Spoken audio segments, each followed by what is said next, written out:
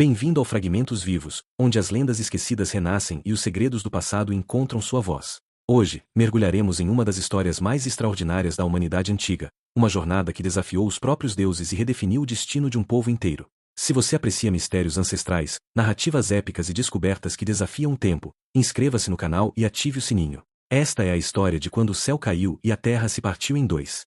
Havia um tempo em que o mundo era jovem, e os povos da terra conheciam apenas uma verdade: o céu era eterno e a terra, imutável. No vale de Tura, entre montanhas que tocavam as nuvens, vivia o povo de Cael, pastores, caçadores e guardiões de tradições que remontavam a 1000 gerações. Eles acreditavam que os deuses haviam esculpido aquele vale com as próprias mãos, e que enquanto honrassem os rituais ancestrais, nada jamais perturbaria sua paz. Mas os anciãos sussurravam profecias sombrias, alertando que um dia o equilíbrio seria quebrado, e o preço dessa quebra seria além da compreensão humana. Na manhã que mudaria tudo, o sol nasceu vermelho como sangue. Os pássaros, que sempre enchiam o vale com seus cantos, permaneceram em silêncio absoluto.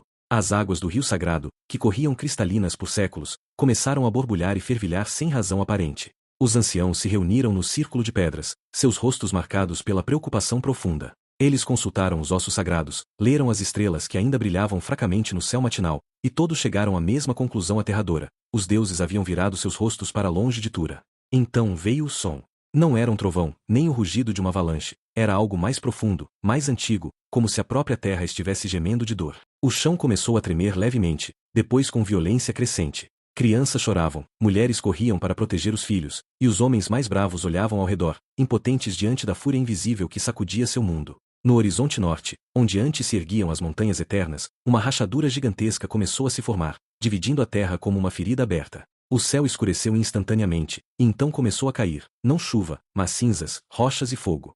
Enquanto o mundo desmoronava ao redor, o líder Cael reuniu o conselho de guerra sob a única estrutura que ainda permanecia de pé: o Templo dos Ancestrais, construído em pedra sólida pelas mãos de seus avós há gerações. 30 homens e mulheres, os mais sábios e corajosos do povo, se aglomeraram ali enquanto o teto tremia e poeira caía sobre suas cabeças. Cael era um homem alto, de olhos escuros que refletiam tanto sabedoria quanto dor. Ele havia guiado seu povo através de invernos rigorosos e secas cruéis, mas nada em sua vida o preparara para enfrentar a ira dos próprios elementos.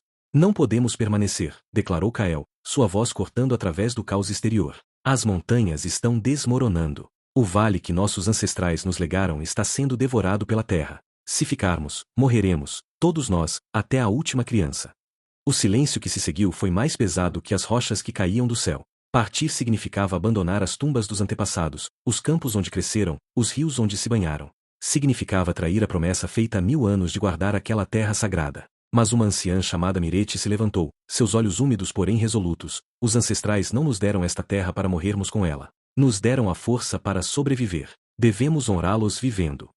A decisão foi tomada ao amanhecer do segundo dia, quando metade do vale já havia desaparecido em um abismo fumegante. Eles partiriam para o sul, através das montanhas do lamento, um caminho que nenhum homem vivo havia percorrido completamente. As lendas falavam de espíritos guardiões, de desfiladeiros sem fim, de frio que congelava o sangue nas veias. Mas também falavam de terras além, verdes, vastas e intocadas pela catástrofe. Cael ordenou que cada família levasse apenas o que podia carregar: água, comida, ferramentas e as relíquias sagradas. Tudo mais seria sacrificado. Ao pôr do sol, 3000 almas se reuniram na borda do vale destruído, prontas para a jornada mais impossível de suas vidas.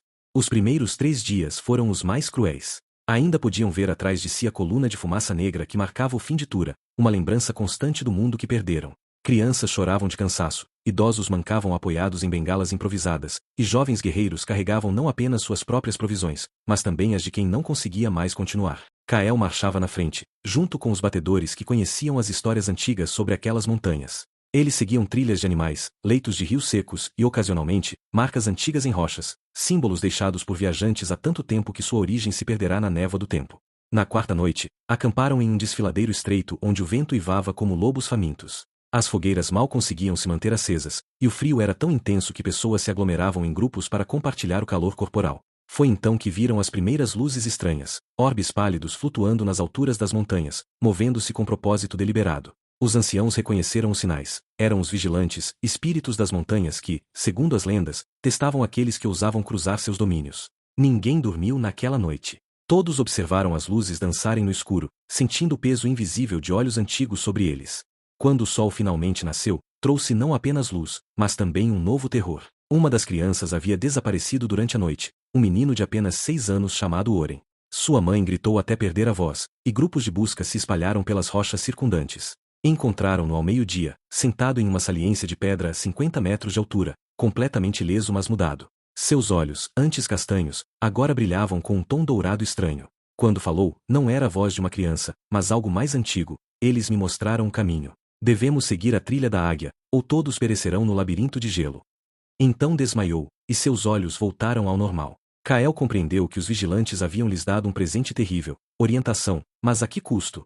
Seguindo a profecia do menino, o povo de Kael adentrou uma região das montanhas que nenhuma história mencionava. Aqui, a neve era eterna, tão antiga que se transformará em gelo azul translúcido. Formações gigantescas erguiam-se ao redor deles como torres de cristal, criando um labirinto onde o sol nunca brilhava diretamente. O ar era tão rarefeito que cada respiração era uma batalha, e o frio penetrava até os ossos, não importa quantas camadas de peles e tecidos eles vestissem. Cada passo era calculado, porque o gelo escondia fendas profundas, algumas tão vastas que pedras jogadas nelas nunca faziam som ao cair.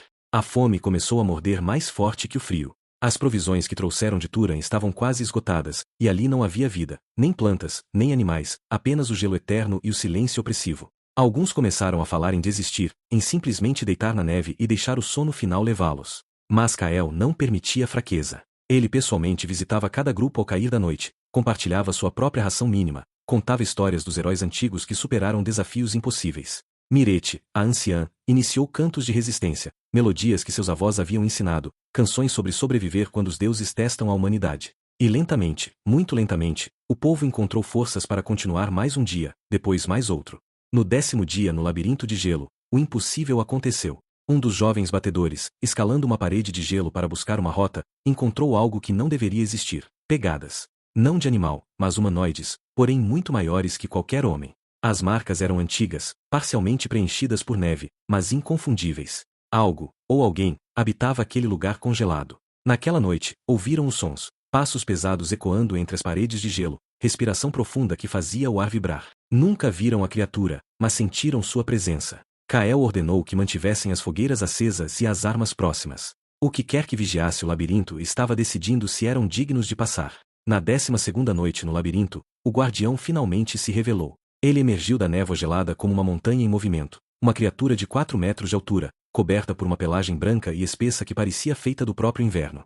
Seu rosto era uma mistura desconcertante entre humano e bestial, com olhos azuis profundos que brilhavam com inteligência antiga. Não atacou imediatamente, simplesmente ficou ali, bloqueando o caminho, estudando-os. O silêncio que se seguiu foi absoluto. 3.000 pessoas prenderam a respiração, sabendo que suas vidas dependiam dos próximos momentos. Kael deu um passo à frente, sozinho e desarmado. Os guerreiros tentaram segurá-lo, mas ele se libertou com um gesto firme. Caminhou até ficar a apenas 10 passos da criatura, então se ajoelhou na neve, baixando a cabeça em um gesto de respeito. Guardião das montanhas eternas, disse ele, sua voz ecoando no silêncio gelado, não viemos para conquistar ou profanar. Viemos porque nosso lar foi destruído, porque nossos filhos morrerão se permanecermos. Pedimos apenas passagem, e em troca oferecemos o que temos de mais precioso. Ele estendeu um objeto envolto em tecido, a pedra cantora, a relíquia mais sagrada de seu povo, que segundo as lendas havia sido presente dos próprios deuses. A criatura inclinou sua cabeça massiva, observando a pedra. Então fez algo inesperado, falou. Sua voz era como render de geleiras milenares, profunda e ressonante. Há muito tempo, outros vieram. Trouxeram ganância e violência. Eles dormem agora sob o gelo eterno. Estendeu uma garra enorme, pegou a pedra cantora delicadamente, e a ergueu à luz. A pedra começou a cantar, um som impossível de descrever, como se todas as vozes de todos os ancestrais cantassem em uníssono. A criatura fechou os olhos, e quando os abriu novamente, algo mudará. Vocês carregam a memória. Isso é mais raro que coragem. Devolveu a pedra e se afastou, abrindo caminho. Sigam as estrelas azuis. Elas os guiarão para além do inverno eterno. Seguindo as estrelas azuis, formações de cristais de gelo que brilhavam com luminescência natural, o povo emergiu do labirinto após mais 2 dias de marcha exaustiva. O que viram os deixou sem palavras. Diante deles estendia-se um vale escondido, protegido por paredes de montanhas tão altas que pareciam sustentar o próprio céu. Mas ao contrário do gelo eterno que haviam atravessado, aqui havia vida. Fontes termais borbulhavam, criando bolsões de calor onde cresciam musgos, líquens e até algumas plantas resistentes. Vapores quentes se misturavam com o ar gelado, criando uma névoa perpétua que dava ao lugar uma qualidade onírica. Mais importante que a beleza era o que ela significava: sobrevivência. Aqui poderiam descansar, se recuperar, reconstruir forças. Kael ordenou que montassem um acampamento temporário próximo à maior das fontes termais. Pela primeira vez em 16 dias, as pessoas dormiram sem tremores de frio, crianças brincaram sem a sombra da morte iminente, e sorrisos, quase esquecidos, voltaram aos rostos marcados. Mirete organizou grupos de coleta para catalogar recursos. Havia peixes pequenos em alguns dos lagos termais, raízes comestíveis sob a neve, e até sinais de pequenos mamíferos. Não era abundância, mas era vida. Mas o vale guardava também mistérios inquietantes. Em uma das explorações, descobriram estruturas, não naturais, mas construídas por mãos inteligentes. Eram ruínas antigas, tão velhas que a pedra estava suave pelo tempo, cobertas por líquens multicoloridos. Quem teria vivido ali? E por que partiram? As estruturas formavam o que parecia ser um templo ou observatório, com aberturas alinhadas precisamente com certas estrelas. Nas paredes, gravuras contavam uma história, um povo antigo, uma catástrofe, representada por estrelas caindo, e uma partida em massa. Era assustadoramente familiar. Aquele povo também havia fugido de algo. A pergunta não dita em todas as mentes era: o que aconteceu com eles depois? Na quinta noite no Vale Escondido, os céus ofereceram um espetáculo que poucos homens haviam testemunhado. Auroras de cores impossíveis, verdes, roxas, vermelhas como sangue, dançavam através do firmamento em padrões que pareciam quase intencionais. Os anciãos consultaram suas cartas estelares e ficaram perturbados. As constelações estavam erradas. Estrelas que deveriam estar em certas posições haviam se movido, e novas luzes apareciam onde antes havia apenas escuridão. Mirete trouxe a descoberta mais perturbadora. Nas ruínas antigas, encontraram uma pedra gravada com um mapa estelar. Correspondia exatamente ao céu que viam agora, significando que quem construíra aquele lugar havia previsto este exato momento, milhares de anos antes. Oren, o menino que os vigilantes haviam tocado, começou a ter visões novamente. Ele desenhava compulsivamente na neve com um graveto, sempre os mesmos símbolos que apareciam nas ruínas antigas. Quando perguntavam o que significavam, ele dizia coisas que uma criança não deveria saber. O ciclo está se completando. A terra respira, e quando expira, mundos mudam. Não podemos parar aqui. Este vale é apenas uma sombra, um eco do que foi. Devemos alcançar o outro lado das montanhas antes que a terra inspire novamente. Suas palavras gelaram corações mais do que o frio jamais conseguirá. Kael convocou outro conselho. A decisão era agonizante. O povo estava exausto, ferido, emocionalmente devastado. Muitos argumentavam que deveriam permanecer no vale, construir uma nova vida ali. Mas Kael, após estudar as ruínas e ouvir as palavras de Oren, sabia a verdade. Este lugar é uma armadilha gentil, declarou. É lindo, é temperado, é reconfortante. Mas é também uma tumba. Os antigos ficaram aqui, e vejam onde estão agora, apenas pedras e silêncio. Não atravessamos o labirinto de gelo para morrer confortavelmente. Viemos para viver. A votação foi dividida, mas a maioria decidiu confiar em seu líder mais uma vez. Teriam 3 dias para descansar, coletar provisões, e então retomariam a marcha impossível. O caminho escolhido seguia uma fenda profunda nas montanhas que os antigos haviam chamado de Passagem da Serpente, assim nomeada porque serpenteava através da rocha sólida por quilômetros, estreitando-se em alguns pontos até que apenas uma pessoa pudesse passar por vez. As paredes erguiam-se centenas de metros de ambos os lados, bloqueando o sol e criando uma penumbra eterna. O chão era pedra lisa, polida por eras de água corrente, tornando cada passo traiçoeiro. Ecos estranhos reverberavam na passagem, às vezes seus próprios sons voltando distorcidos, outras vezes ruídos que não tinham origem clara. No terceiro dia na Passagem da Serpente, a catástrofe atingiu. Sem aviso, uma seção da parede começou a se desprender. Rochas do tamanho de casas desabaram, bloqueando o caminho e separando o grupo. 300 pessoas ficaram isoladas na frente, enquanto o resto permanecia preso atrás. Pior, entre os separados estava Kael, cortado de seu povo. Do outro lado dos destroços, podia ouvir os gritos, choros, pânico crescente. Tentou escalar os escombros, mas era impossível. Uma montanha de pedras instáveis que poderia desabar completamente com o movimento errado. Pela primeira vez desde o início da jornada, sentiu o desespero verdadeiro envolvê-lo como água gelada. Foi Mirete quem encontrou a solução. Do lado onde estava a maioria do povo, ela assumiu o comando com autoridade que fez até os guerreiros mais orgulhosos obedecerem. Organizou grupos para procurar rotas alternativas, enquanto outros começavam o trabalho perigoso de limpar os escombros pedra por pedra. Levou 5 dias de trabalho brutal, 5 dias onde comida e água escassearam, onde ferimentos aconteceram, onde 2 homens morreram esmagados quando uma seção colapsou. Mas na manhã do 6º dia, um túnel estreito foi aberto. Kael foi o primeiro a atravessar, emergindo do outro lado coberto de poeira, os olhos brilhando com lágrimas não derramadas. Abraçou Mirete com força, sussurrando: "Você salvou nosso povo." Ela respondeu simplesmente: "Salvei nosso líder." O povo salvou a si mesmo. Depois da Passagem da Serpente, a geografia mudou drasticamente. Entraram em um vale largo onde o vento soprava constantemente, criando sons estranhos através de formações rochosas naturais. Era como se a terra estivesse cantando, melodias assustadoras que às vezes pareciam vozes humanas, outras vezes música impossível. As pessoas começaram a relatar sonhos vívidos, memórias que não eram suas, sensações de viver vidas que nunca viveram. Alguns anciãos reconheceram os sintomas. Era o Vale dos Ecos, mencionado em apenas uma lenda antiga, um lugar onde o véu entre passado e presente era fino. Oren, mais uma vez, tornou-se a chave. Enquanto outros lutavam contra as visões confusas, ele parecia prosperar nelas. Caminhava pelo vale como se reconhecesse cada pedra, cada curva do caminho. Eles ainda estão aqui, disse ele, apontando para o ar vazio. Os que vieram antes. Eles não morreram, apenas mudaram. E querem nos mostrar algo. Seguindo sua orientação, chegaram a uma depressão natural no centro do vale onde as visões eram mais intensas. Ali, todos viram a mesma coisa, uma imagem cristalina de um povo antigo realizando um ritual. Estavam criando algo, uma âncora, um marcador, um farol. E então compreenderam, cada grupo que atravessar estas montanhas deixará parte de sua essência aqui, guiando os próximos. Kael tomou uma decisão que mudaria tudo. Nós também deixaremos nossa marca. Não apenas para nos lembrarmos, mas para guiar aqueles que virão depois.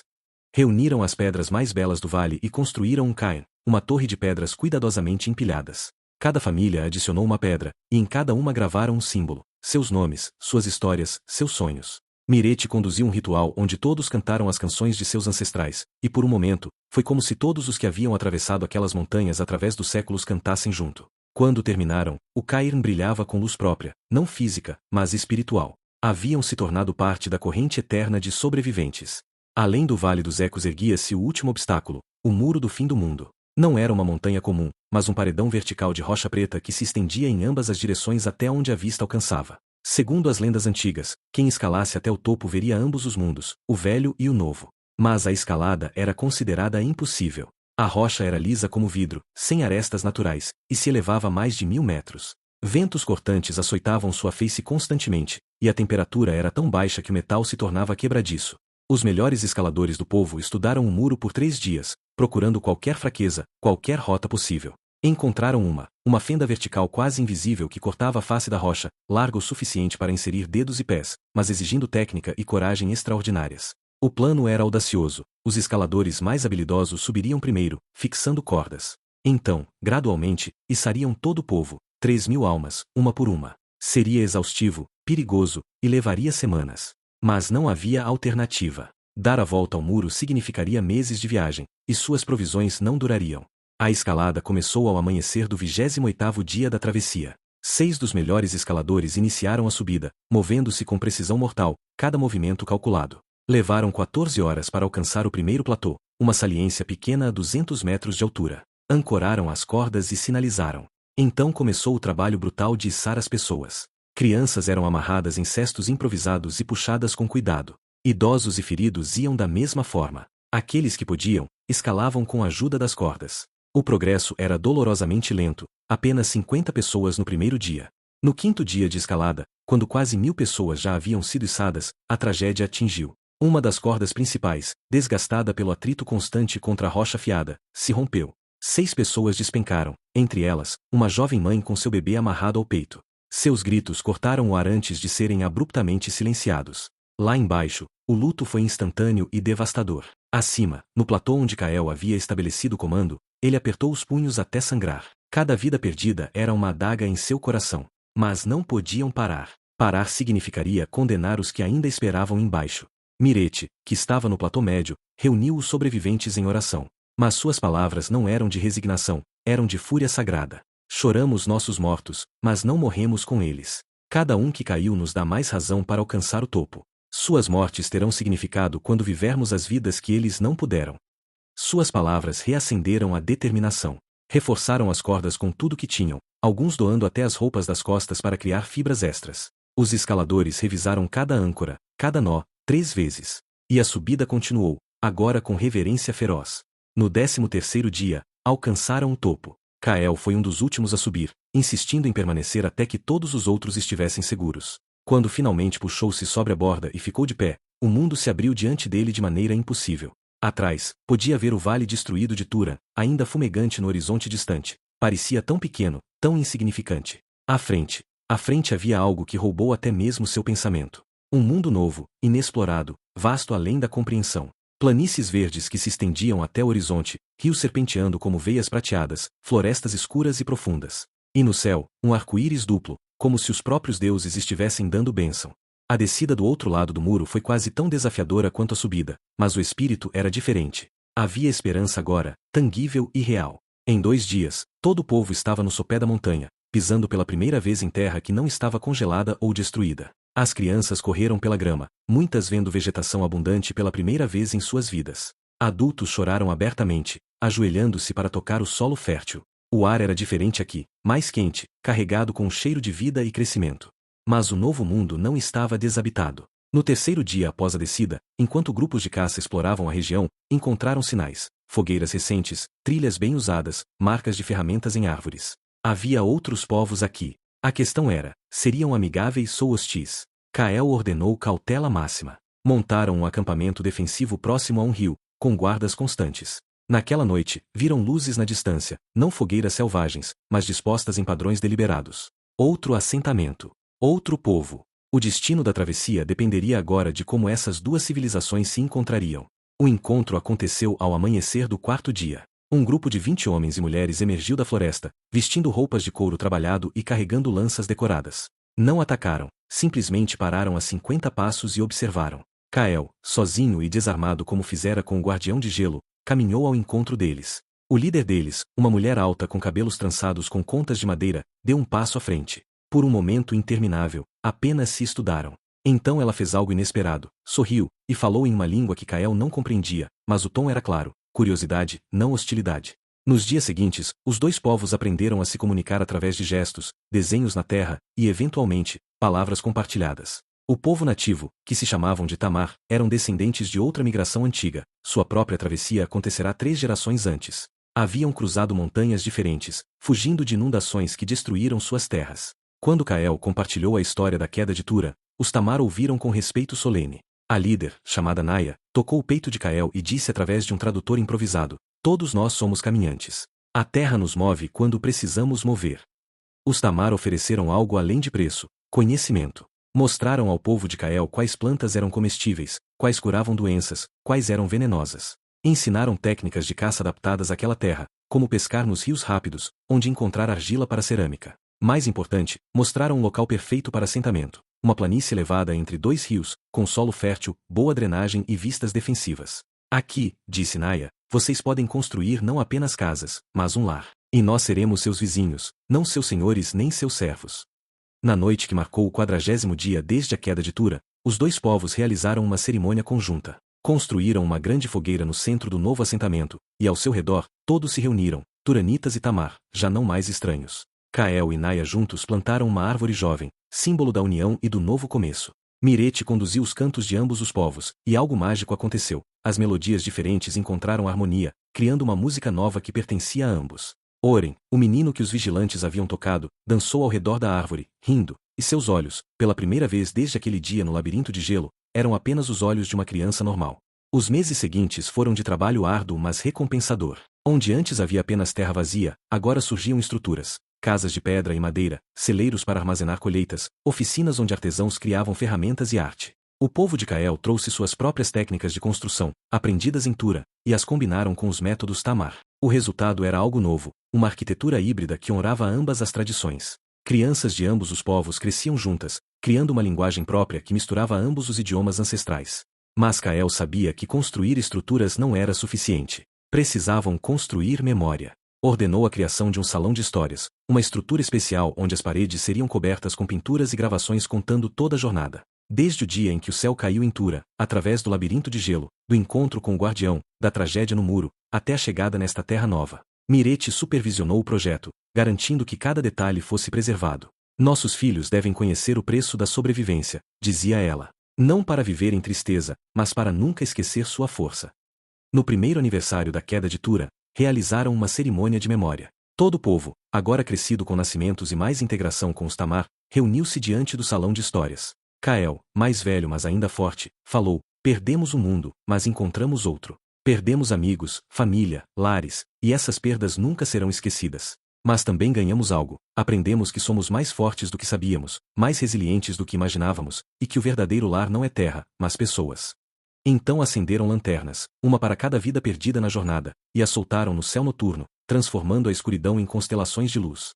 20 anos se passaram. Kael, agora um ancião respeitado, sentava-se frequentemente no topo de uma colina com vista para a cidade que crescerá além de qualquer sonho. Não era mais um assentamento, mas uma verdadeira civilização, milhares de pessoas, comércio florescente, arte, música e, mais importante, paz. Os Tamar e os descendentes de Tura eram agora um único povo, suas diferenças transformadas em riqueza cultural compartilhada. Naya, ainda líder de seu povo, muitas vezes se juntava a ele naquelas vigílias silenciosas.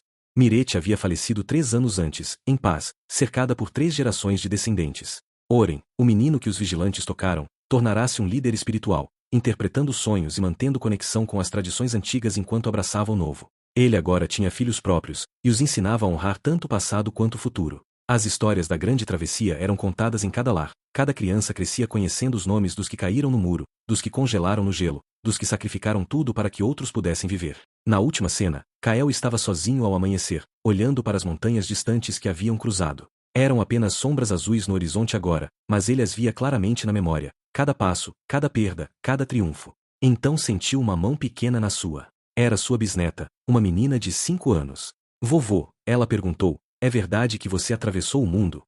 Kael sorriu, pegou-a no colo, e apontou para as montanhas. Sim, disse ele. E você sabe por quê? Para que você pudesse estar aqui, segura e livre, perguntando essa questão.